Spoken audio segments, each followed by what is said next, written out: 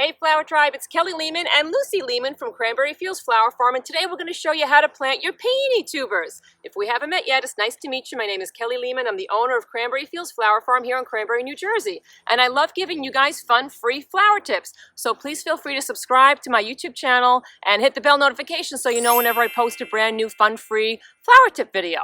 So let's dive right in. So guys, it's fall, and fall is the best time to plant your peony tubers. So you want to wait till temps cool down to about 40, 50 degrees as a nighttime temperature.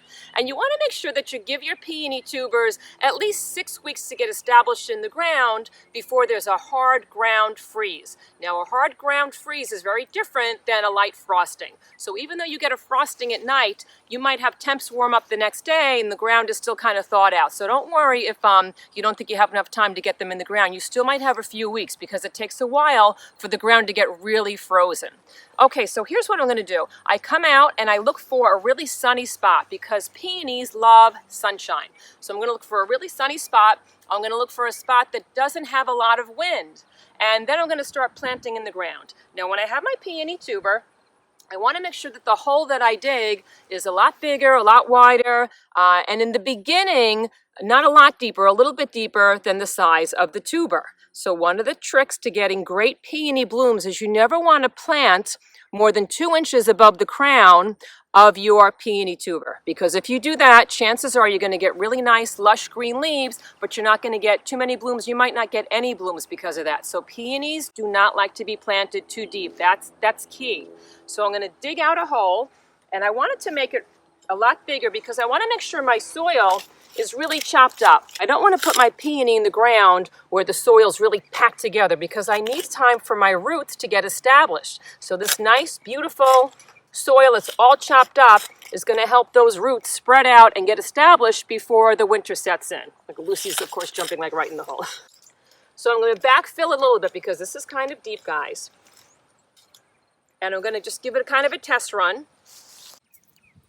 So guys, right now this is way too deep because it's more than 2 inches above the crown. So I know that I need to backfill some more. But notice how I have a lot of space built around the peony, so it has a lot of room for those nice roots to start spreading out. So I'm going to backfill a little bit. And guys, a lot of times I will plant my peonies just with the soil that's in my farm. But sometimes I have a few patches of land that I know the nutrients are kind of depleted. And you can do a soil test. You can kind of send out your soil and you can get it tested to see if you need more nutrients in your soil. So sometimes I'll add a little bit of compost. You could add a little bit.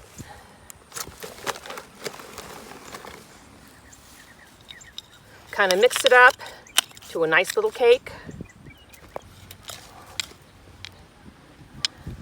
And now I'm going to backfill, and I'm going to go real gentle because I don't want to break off the eyes on the top of this peony tuber. So guys, as I'm filling this in, notice that I'm only going to bury it about 2 inches above the crown. That's really important. I can't stress that enough.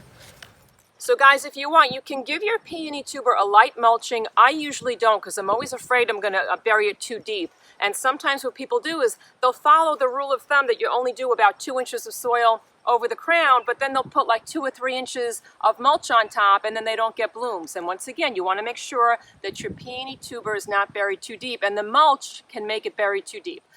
So guys, peony tubers take a while to get established. So the first spring, when you're expecting like beautiful blooms, you may only get like the green leaves, even if you did the best possible planting practices. Or you may just get like one bloom, and that's normal. You may have to wait until year 2 to see like 1 or 2 blooms coming up. And then by year 3, they really start taking off. Sometimes you'll be lucky and they may start taking off sooner than that. But don't get discouraged because then after they get established, after a few years, they really take off. And peonies are one of the easiest plants to grow. They come back for decades. Some people say that they come back for like 100 years, a lot of the varieties.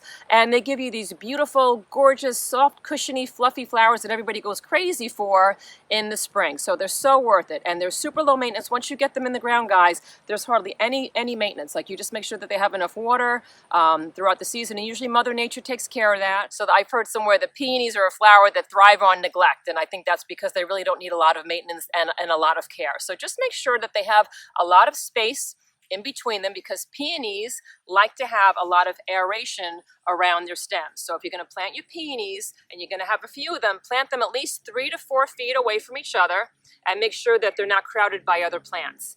And make sure that you water your tuber in. If it's not going to rain within the next few days after you plant them, make sure that you add some water yourself because they need this to start the whole process of getting established in the ground. And I think you guys are going to love having these peonies in your garden. They're a terrific spring flower and there's so many different varieties, and once again, once you get them in the ground and they get established, that's it. There's usually very little care involved. So I'd like to thank you for joining me in this video, and I want you to know that I made a playlist of fall planting tips. So I'm going to show you how to plant your daffodils, how to plant your tulips, how to plant your alliums, and we will put that in descriptions below, and I will see you guys in the next video. Thanks for joining me in this video, and guys, hold on, we gotta wait for the wind, of course. There's a bee, of course. Oh my God, okay.